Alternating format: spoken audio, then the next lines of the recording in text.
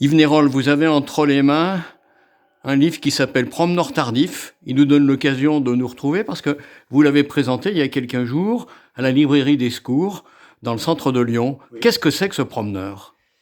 Eh bien, comme l'adjectif l'indique de manière assez précise, c'est un promeneur de la nuit qui clôt le premier recueil des poèmes qui sont rassemblés ici, puisqu'il y a deux recueils. Il y en a un qui est Promeneur tardif, l'autre s'intitule Ville-Cité.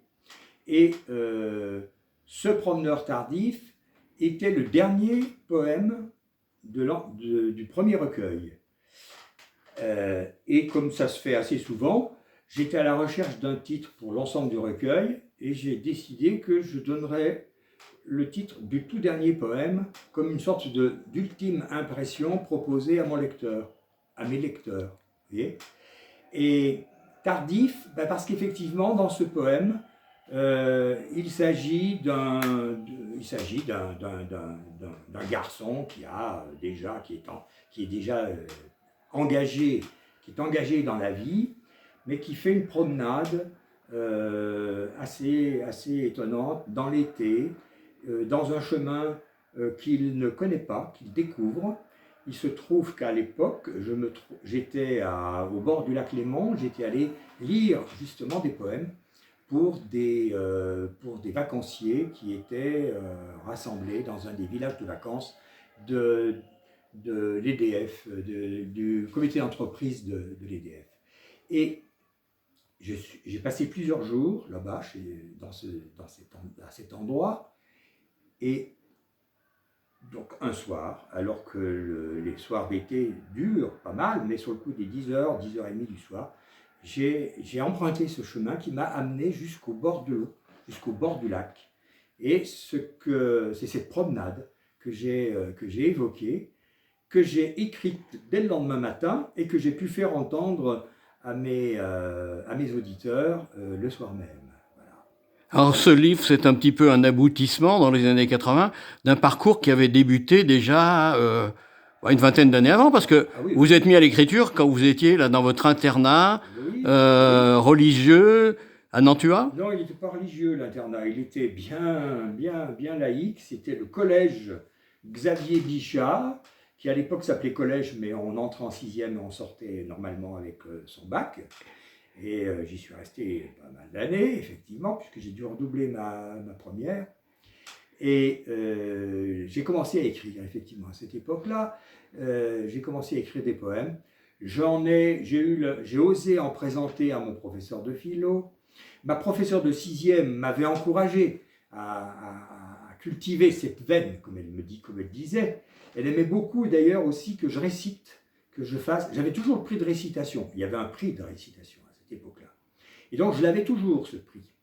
Et la professeure de français, elle aimait beaucoup m'entendre dire les fables de La Fontaine ou la légende des siècles de Victor Hugo, par exemple, etc. etc. Et mon professeur de philo, lisant mes premiers essais poétiques que je lui avais prêtés, m'avait vivement encouragé à poursuivre en me faisant découvrir d'ailleurs un poète que j'ai découvert à partir de ce moment-là, qui est Rainer Maria Rilke. Il m'a indiqué que dans ce que dégageaient les lignes qu'il avait lues de ma part, il y avait quelque chose, il y avait des ambiances comme il pouvait en trouver dans les poèmes de Rilke. Voilà. Et donc par la suite, j'ai continué d'écrire plus ou moins régulièrement de la poésie. Je me suis essayé à des textes, disons, on ne va pas dire du roman, mais à des textes beaucoup plus longs. Et ça ne marchait pas. J'abandonnais trop rapidement. J'étais découragé par la médiocrité de ce que j'avais à lire après avoir fait ces pages d'écriture. Alors que pour la poésie, j'ai entretenu cette sorte de fibre.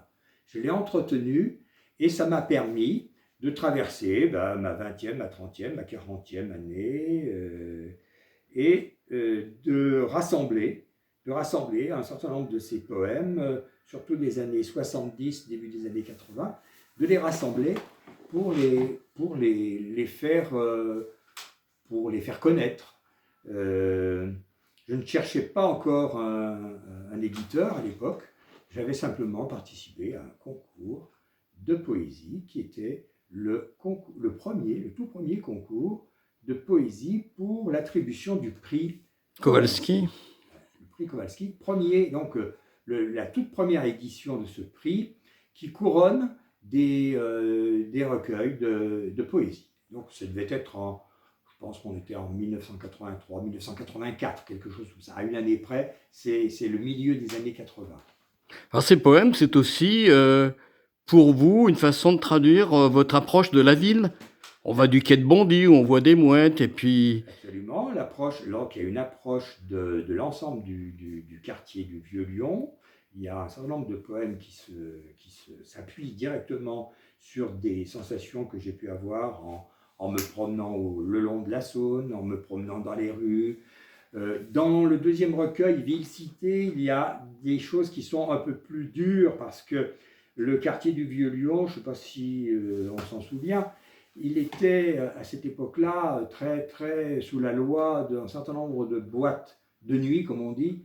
Les nuits étaient particulièrement bruyantes, pénibles, parfois même dangereuses pour des gens qui passaient par là, parce qu'il y avait des rixes, de nombreuses rixes, qui se terminaient très mal. Il y a eu un certain nombre de morts dans ce quartier. C'est d'autant plus étonnant que, en même temps, dans la journée, on commençait à considérer que c'était le plus beau quartier de Lyon. Donc tout le monde avait plaisir